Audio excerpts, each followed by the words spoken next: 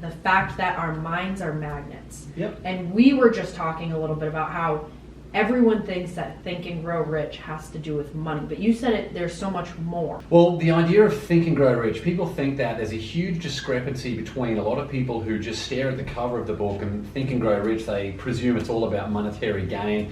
And I think that's exactly the same about the law of attraction, where people think it's purely about thoughts. I feel like they are both very closely related, but when we're talking about thinking and growing rich, we're talking about freedom. We're talking about freedom of choice. You have enough money to be able to contribute to the causes that you care about. You have freedom of time to be able to structure your day exactly how you like. Yep.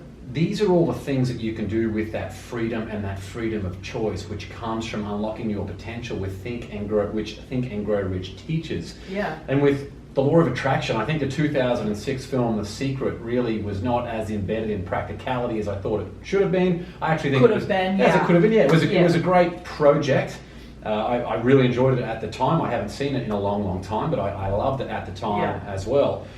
But Napoleon Hill says that action is the real measure of intelligence. So you can't just think, you've got to take action. And as a result of taking that action, if you're clear on what you want that outcome, that perfect destination to be, then that is how you think and grow rich along the way, which gives you freedom and enables you to help everyone that's in your circle, in your community. Oh, yeah. Yeah, right through Big to time. the rest And of I feel society. like even in general, rich, like the word, it's not money, it's not just wealthy, but being rich in relationships, being rich in your career, in your passion and what you do. You want that to translate to all of the other areas of your life, because like every successful person says, like Jim Carrey, I hope and pray that everybody makes $1 million to realize that money isn't it. Money's not the thing that's going to make you happy.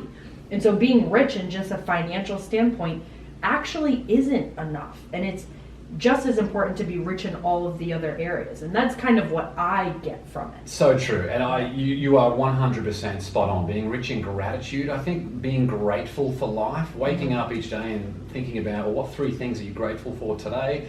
And then before you go to bed, you write down 3 3 amazing things that happened that day. I do that almost every single day. Yeah. And more and more studies are coming out proving that it's actually physiologically just a simple gratitude practice is going to make you happier. It's going to make you less depressed. It's going to make you more productive as well. That power of gratitude, being happy with what you've got right now while you pursue all that you want. It's just so important. And I think I talk a lot about my coaching that everything is a muscle. Everything that you're trying to do, any habit, any tactic, any task, everything is a muscle. So even coming to the mind is a muscle. Beyond that, so is gratitude. So at least for me in my own practice, I've noticed that whenever I'm able to express gratitude, to write it down, to just realize and recognize it in my life, just by saying it in my head, you build those pathways and they become stronger over time. And so it's kind of like opportunity. I had just someone in here earlier that does a lot of Bob Proctor's teaching. And so we were talking about how getting in line on a frequency level and looking for opportunity, where there's such a difference between when you're prepared versus not prepared and the energy that you carry. And when you know what you want and you're looking for opportunities, you're constantly saying, that's the missing puzzle piece. All you're trying to do is find that puzzle piece. Go, that person, that thing, that business, that coach, that money, whatever, puzzle piece. You're finding the opportunity. It's kind of the same thing as gratitude in a sense, where when you're able to focus on gratitude, you're constantly looking for it. And what I really love about a daily gratitude practice is it gets you into that habit of self-discipline that you can then apply in other areas of your life as well, which is an absolute game changer. Having those high performance habits of self-discipline. Waking up, I know that if I don't do my daily journaling for gratitude, it means that the rest of my day is not going to be as structured, I'm not going to be as productive, and ultimately at the end of it, I'm not going to be as happy with what I want as well. And in this project that I'm working on right now, this Andrew Carnegie book, which is the original conversation between Andrew Carnegie, who was he arrived in America from Scotland as a penniless boy many, many years ago, and he ended up being, I think, the 3rd richest person in the history of the world. An incredible journey for him. Yeah. He's this big steel magnate. His original conversation with Napoleon Hill And there was a passage in it that I read last week which really stopped me in my tracks. It was talking about how different people are. Are we the same person that we were last year or 2 years ago? And Andrew Carnegie said, no, we're not the same people that we were yesterday. And we're not even the same people we were earlier today. It's every single thought we have. Literally every single thought we have goes into comprising your character. And once you think about that, you really think about every single thought. I know that sounds weird to say, but any negative thought that you allow to fester inside your mind right now adds to your character. It's going to add to confidence or fear. It's going to add to being success or poverty conscious. It's going to add all these different things or take away. So when you realize that every single thought adds up to your character, and you can use processes like a daily gratitude practice to be proactive about creating those positive thoughts.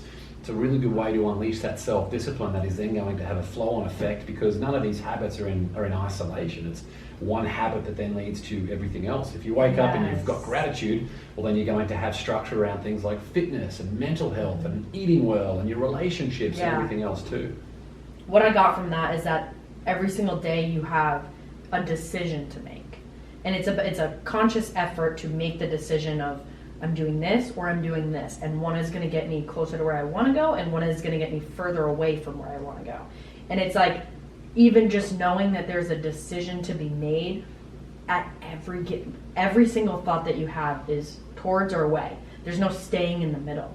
So it is kind of not alarming, but eye-opening. It is, it really, and for many people it should be alarming. If you look around right now, if you don't have the results that you have in your life right now, if you don't have the relationships, I know we spoke about money not being everything, but money is important. If you don't have financial freedom, absolutely. If you don't have physical fitness, if you have a lot of negative self-talk, and for many, many years I've had a lot of negative self-talk, and I think anyone who's a creative, that's probably the hardest habit to get out of as well. But if you don't have these things in your life, if you're not where you want to be, then you need to start rewriting the script on some of these things as well. So that's where it's really important to think about every single thought. Is it positive or is it negative? And importantly, every single negative thing that happens to you, every single adversity, has the seed of an equivalent benefit. And that's what Napoleon Hill talks about in all his work, which of course comes from Andrew Carnegie as well. Every adversity has the seed of an equivalent benefit. Mm-hmm. But when he's talking about seed, it means that you need to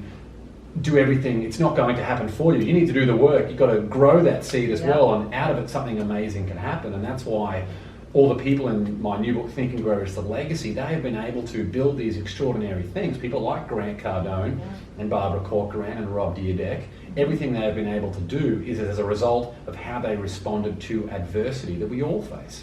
It doesn't matter if you come from a family who are billionaires or if you come from the streets. We are all going to face adversity at one time or another in our life.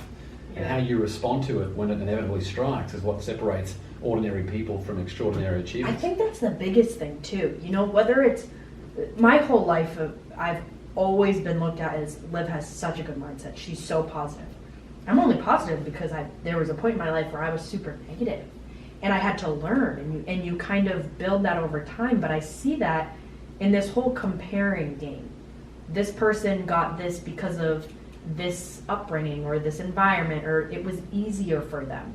And to kind of just completely blow that out of the water, I'm like, no, everybody has something. Everybody has insecurities, and everybody has obstacles and challenges and things that come up in life. And it's about having these daily practices, because I feel like that is truly what adds up.